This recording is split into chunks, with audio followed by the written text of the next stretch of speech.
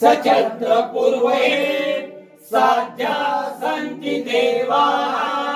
ओम राजाय राजाय प्रसह्य साहिने नमो वयं वै श्रवणाय कुर्महे समे कामान काम कामाय मह्यं कामेश्वरो वै श्रवणो ददातु कुबेराय वै श्रवणाय महाराजाय नमः।